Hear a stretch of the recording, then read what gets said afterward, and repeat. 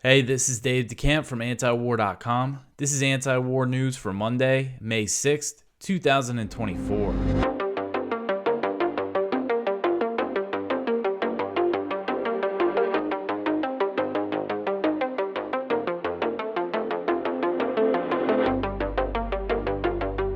All right, the first story at the top of antiwar.com today, Israel-Hamas ceasefire talks at an impasse.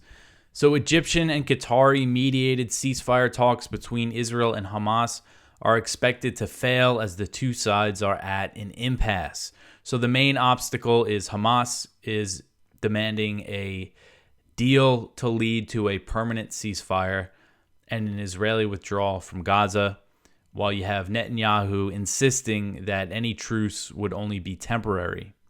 And there were signs last week, kind of over the past week, that there was some progress being made in the talks. But an Israeli official told the New York Times that Netanyahu's repeated threats to invade Rafah with or without a deal hardened Hamas's demands to ensure Israeli forces would not enter the city. So Netanyahu, I covered it last week, he said, we will invade Rafah, we will attack Rafah with or without a hostage deal for Hamas. That makes it clear that there will be no permanent ceasefire. And over the weekend, he said it again. I believe he said it 2 days in a row. He said it again, basically on Sunday.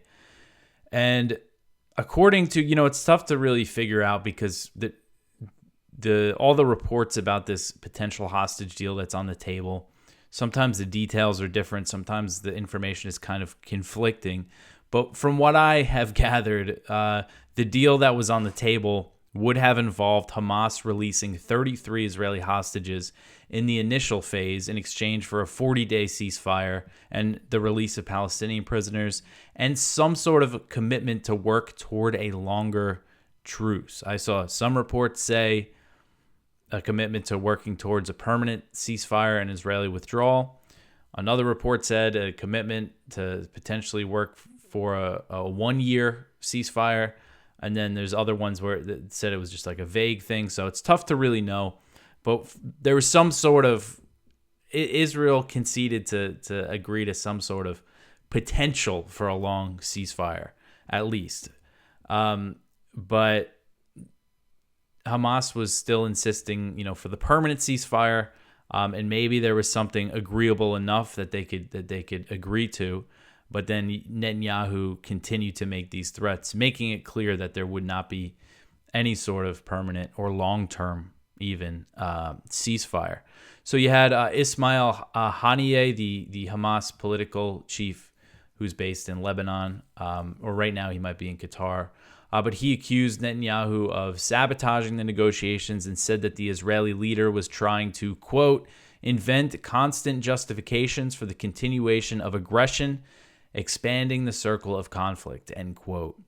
And there was an interesting article in Haaretz, the Israeli paper, by a journalist named Yossi Verter, and he said it was basically an analysis piece of the situation.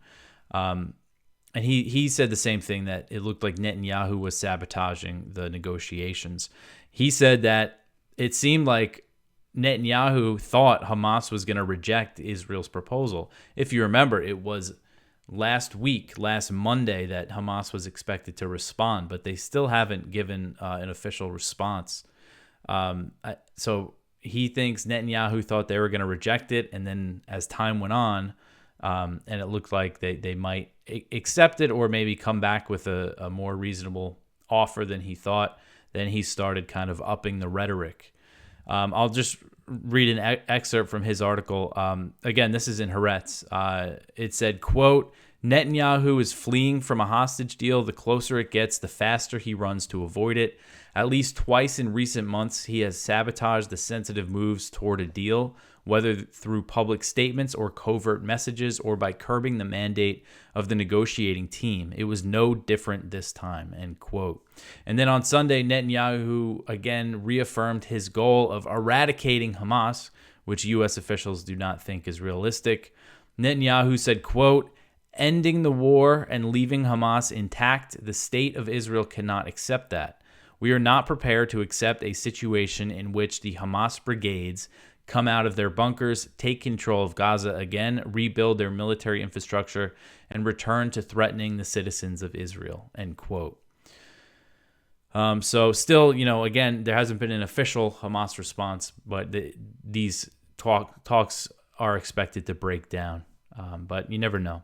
It is kind of tough to figure out what's really going on with, trying to analyze all these different reports about the talks. But the next one here, World Food Program Director Cindy McCain says that northern Gaza is in a full-blown famine.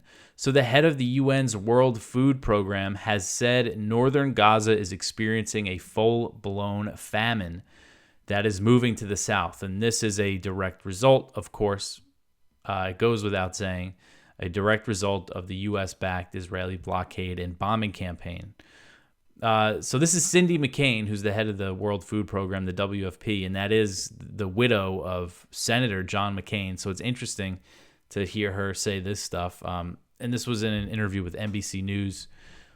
She said, quote, "Whenever you have conflicts like this and emotions rage high and things happen in a war, famine happens. What I can explain to you is that there is famine, full-blown famine in the north, and it's moving its way south. And so what we're asking for, and what we've continually asked for, is for a ceasefire and the ability to have unfettered access," end quote. So she's saying there should be a ceasefire.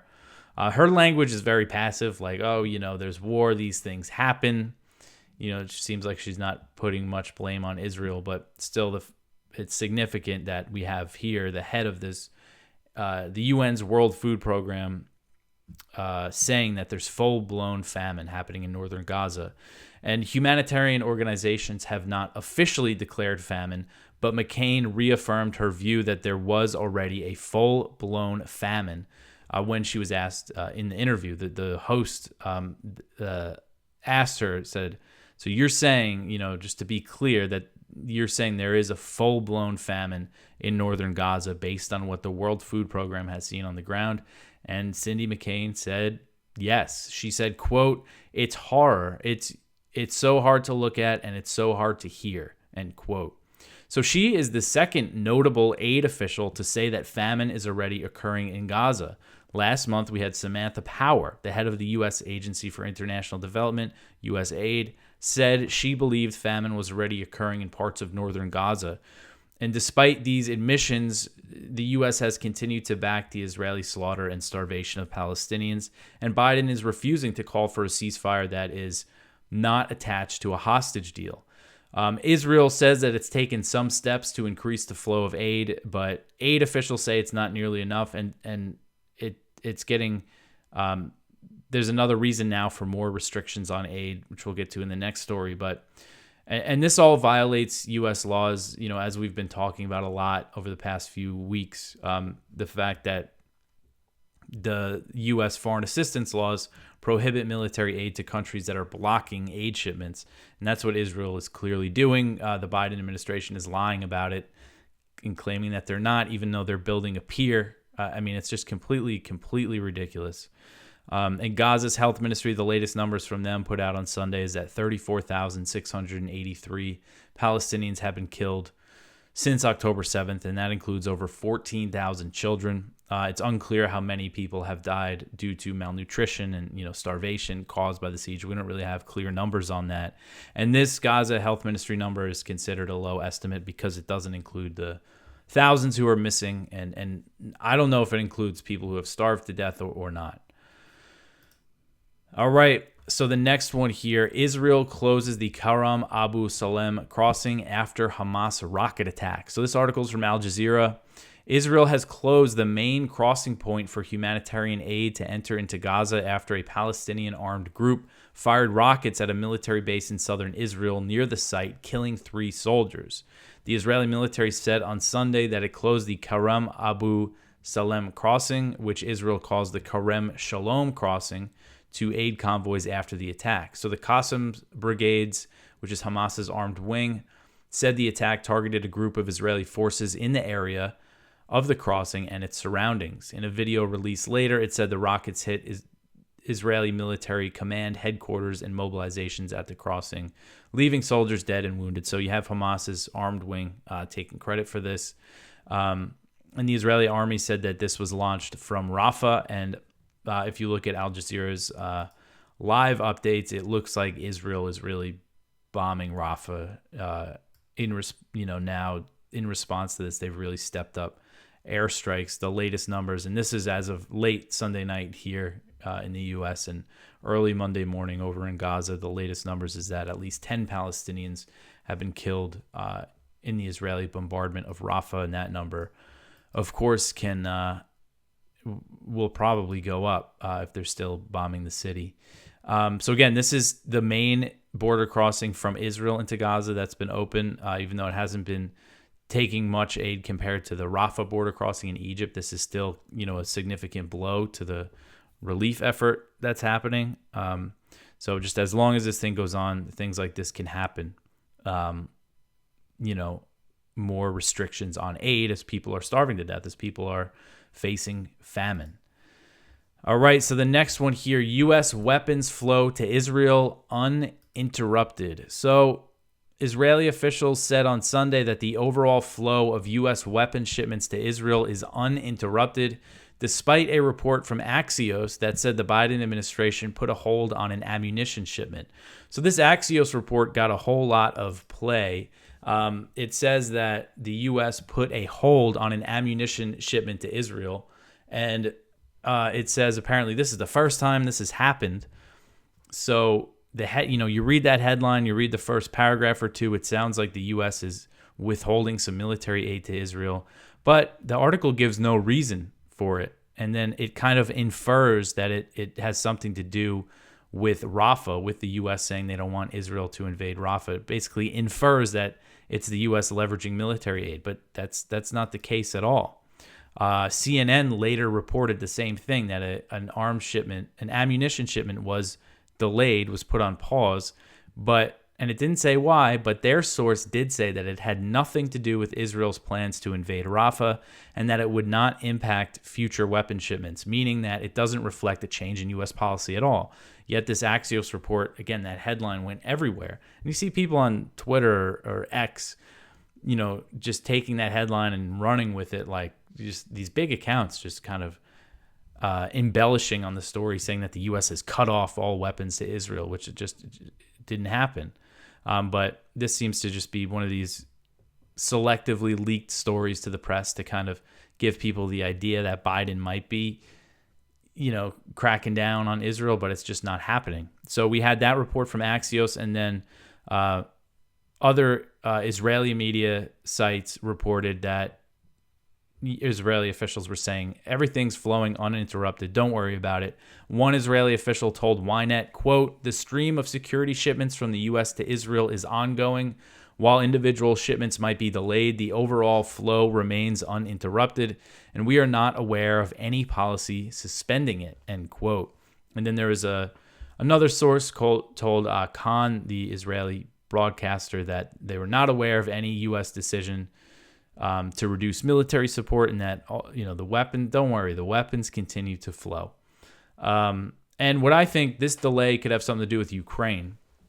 They're shipping all these weapons and all this ammunition to Israel, and they just signed this new, Biden signed the new $61 billion spending package on the Ukraine proxy war into law, and the U.S. announced all these big arms packages for Ukraine. So I think there could be a possibility that maybe some stuff that was initially going to go to Israel, they said, hey, let's send it over to Ukraine. That happened in the reverse earlier, back in October. There was a shipment of artillery shells that was going to go to Ukraine, but then they switched it to Israel.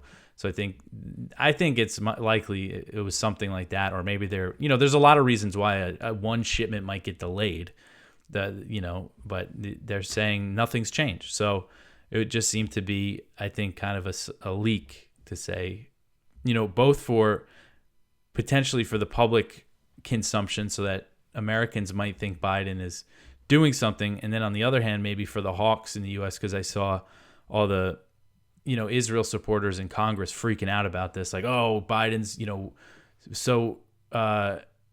he's not supporting Israel. That's kind of the thing that you see from Republicans now. which just isn't true. I mean, Biden's giving them everything that they want, unfortunately. All right, so the next one here, Israeli cabinet votes to shut down Al Jazeera and police raid its office. So the Israeli cabinet voted unanimously to shut down Al Jazeera on Sunday, and right after that, the Israeli police raided the Qatari media outlet's office. So this all happened on Sunday, and this order to shut down Al Jazeera, it shuts down their broadcasts, it allows the confiscation of their equipment, it blocks the media outlet's website. Israeli police confiscated cameras and other equipment from a hotel room that Al Jazeera has been using as an office. So in a statement, Netanyahu called Al Jazeera a Hamas mouthpiece and claimed that the outlet's coverage had put Israeli troops in danger.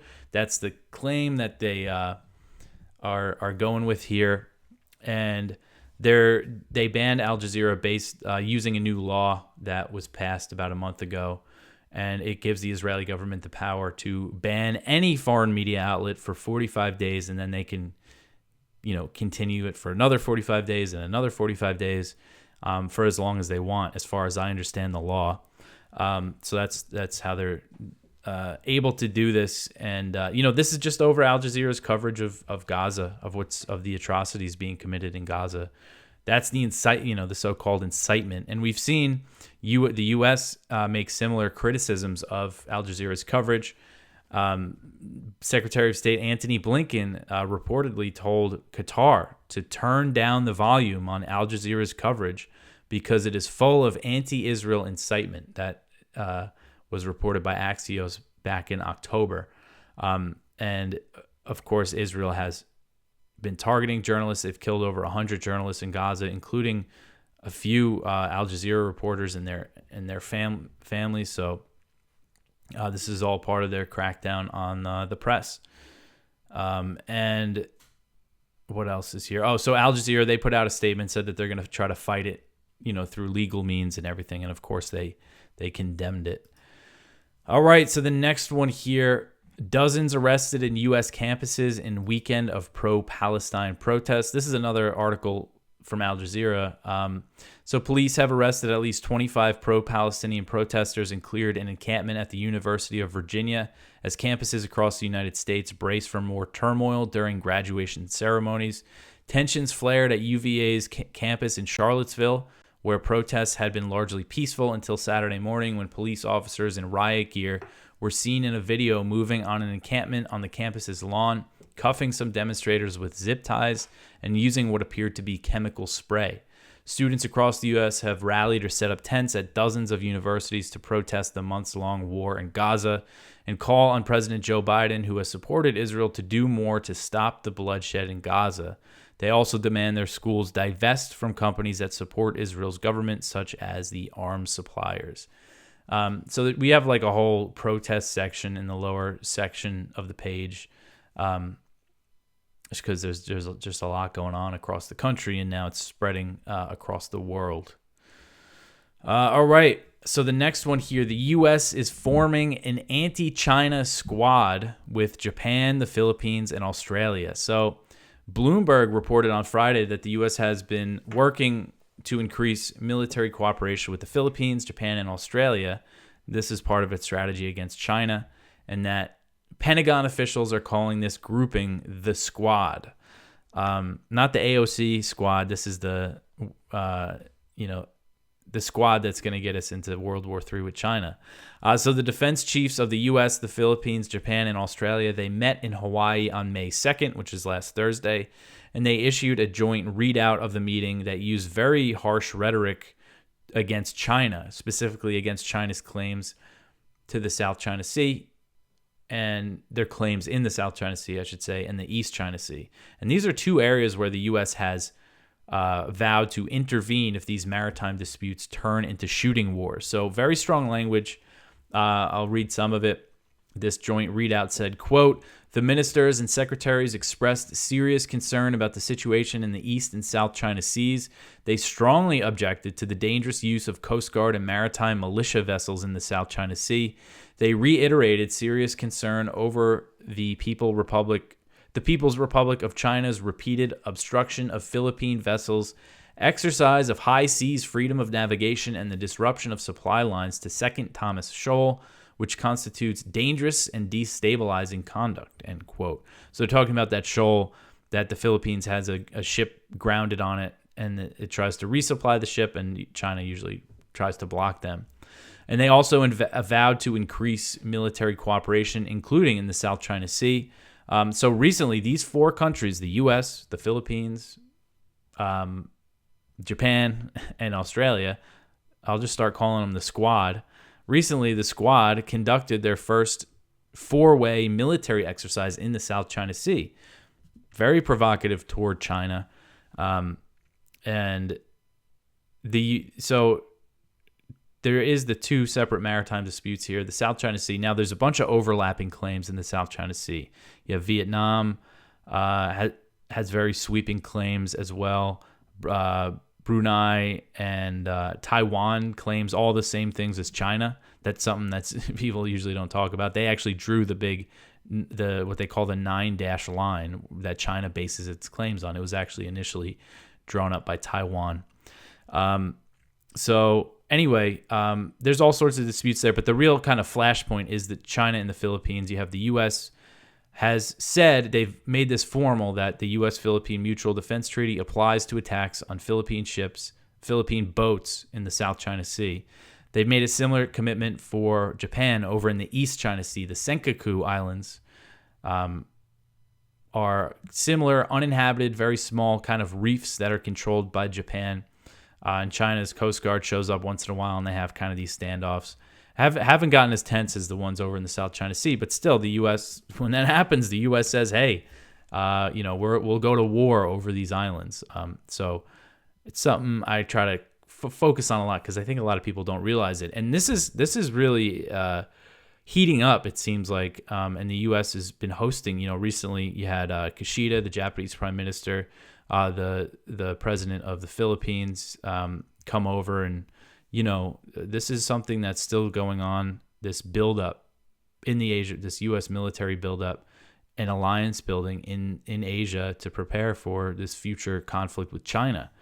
Even with everything going on in Gaza and Ukraine, this is still going on, kind of behind the scenes, even though obviously it's happening publicly, but there's not many people are paying attention to it. And this is a big part of the strategy, is alliance building. So you got the Squad and you got the Quad. The Quad is the U.S., India, Australia, and Japan.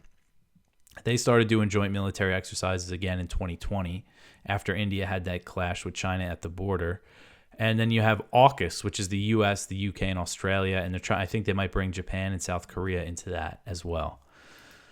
All right, so the next one here, a U.S. covert missile launcher that the New York Times says could lead to Xi's ouster. So this article is from Kyle Anzalone, and it is about these missiles that the U.S. is going to deploy into Asia. Apparently, they've already been deployed to Asia. So after the U.S. withdrew from a major nuclear arms treaty with Russia in 2019, the Pentagon began to develop weapons that would have violated that agreement. Such a covert missile has now been deployed to the Philippines as part of the U.S. military buildup surrounding China. The New York Times reports that this system to be a covert... they're saying that this system is a covert missile launcher that Washington believes could jeopardize Xi Jinping's position as the president of China, which is kind of a crazy way to report on this missile. So this is the Typhoon launcher, or Typhon, is it? 1-0. And so they're sending these missiles. It's the Typhon, I guess that's how you pronounce it, Typhon. But it launches the Tomahawk cruise missiles, and it's a land-based launcher. So under the INF Treaty, the Intermediate Range Nuclear Forces Treaty, this would have been prohibited. But the U.S. pulled out of the INF Treaty with Russia in 2019 and started developing these land-based missiles at this range immediately to deploy them near China.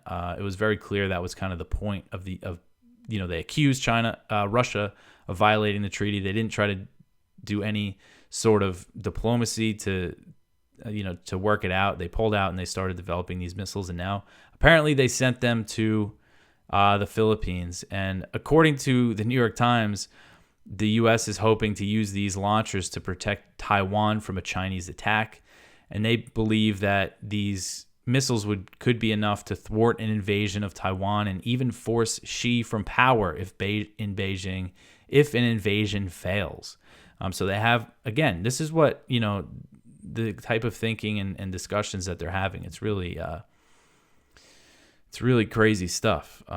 So they've been deployed there. And they're saying for a potential conflict in the South China Sea as well. They could be used for that. So scary stuff. All right, so the next one here, Ukraine can use British-provided missiles to hit Russia, according to British Foreign Secretary David Cameron. So he was in Kiev last week, and he was interviewed by Reuters, and he was asked, can Ukraine use British-provided weapons to strike Russian territory? And he said yes. Very provocative. This is being reported as kind of a shift in the British position, but I think this has been their position for a while. I think we've seen maybe not the Storm Shadow missiles, which I mentioned in this article. Those are the ones that have a long range of 155 miles. I know Ukraine has used them to hit Crimea, or to try to hit Crimea at least. And but that's what he's talking about here, basically saying Ukraine can use these long-range missiles that we gave them, that we helped them fire, because according to a recent German military leak, there are British troops on the ground in Ukraine. He's saying, yeah, they could use that to hit Russian territory. And, you just can't imagine if the roles were reversed here. So, of course, this is just risks escalation, of course, NATO-supported attacks on Russian territory, and the way they kind of flippantly discuss this now. Earlier in the war, they would say, no, Ukraine can't use our weapons to hit Russian territory because the concerns of escalation, but that's completely out the window now. They're just, think they can get away with everything. And the Kremlin, of course, denounced what he said and called it a direct escalation of tensions and a verbal escalation. So definitely concerning stuff. All right, so the next one here, the U.S. struggles to unite allies on a plan to seize Russian assets. So this is another article from Kyle at the Libertarian Institute. The White House is struggling to persuade even its closest allies to support a plan to seize Russian assets. Members of NATO hold hundreds of billions of dollars in frozen Russian funds, but the Biden administration arguing that they should be sold off to arm or rebuild Ukraine. So they have, there's a total of $300 billion in Russian central bank assets frozen by G7 countries, the US, Europe, and Japan. The vast majority of it, over $200 billion, is in Europe. The US and Canada are all in on this plan to steal the Russian assets and give it to Ukraine. But the other G7 nations are not. And that includes Japan, France, Germany, Italy, and the European Union.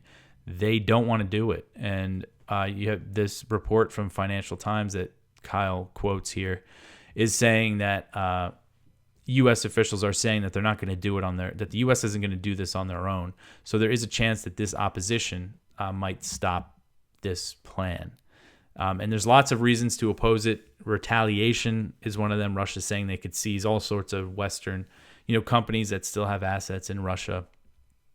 And it could cause other countries to pull their assets from Western financial institutions. It could erode the trust in Western banks. And, the banks don't want to do it either. So they might not be able to pull off this plan. All right, so the next one here, Israeli airstrike kills family of 4 in South Lebanon. So this article is from Jason Ditz. Israeli forces carried out an airstrike against the home of a Lebanese family in the border village of Mais al-Jabal, killing a family of 4, including both parents and 2 children, aged 12 and 21. A number of others were reported wounded. Details are still emerging as to what exactly happened and why the house was struck. All indications are that those killed were civilian and that it was a civilian home. Israel has, as usual, declined to comment. So this has happened quite a bit with these Israeli airstrikes in Lebanon. They hit a civilian house. They kill a few civilians. And they usually claim that they're hitting Hezbollah infrastructure.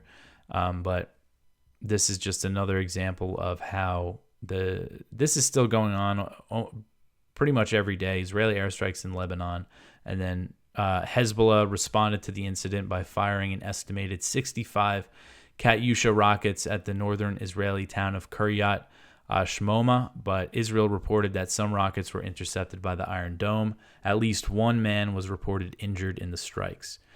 So these tit-for-tat strikes continue. All right, so that is it for the news for today. Please go check out our viewpoints. One from Ted Galen Carpenter, antiwar.com's determined struggle against the war machine. So this is Ted's column for us this week. It's a fundraiser pitch from him, and our fundraiser is still going on. We're moving along, but we still have a decent ways to go here. We have a big goal of $100,000 because costs have been going up. So please, if you like this show, and you appreciate what we do at antiwar.com, you go to antiwar.com/donate, see the different ways you can support us. And I appreciate everybody that's given so far. I've heard from a lot of people who have. So again, I'm very thankful for that. One from Judge Napolitano, whatever happened to the freedom of speech?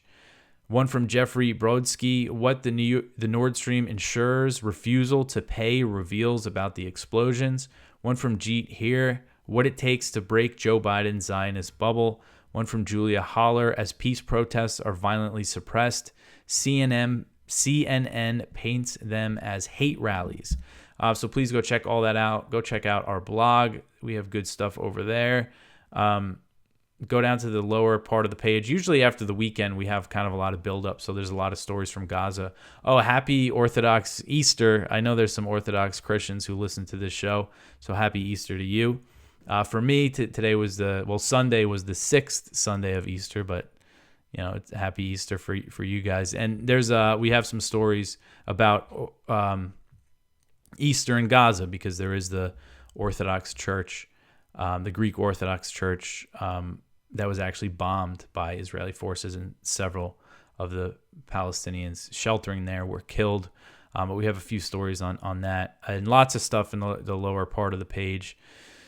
Go check out the blog. I think I might have said that already. But anyway, I hope everyone had a good weekend. You could always, if you can't help out with the fundraiser, other ways you can support us is just by sharing the show, commenting, liking, subscribing, telling your friends about antiwar.com. Follow us on X and Instagram. I will be back tomorrow. Thanks for listening.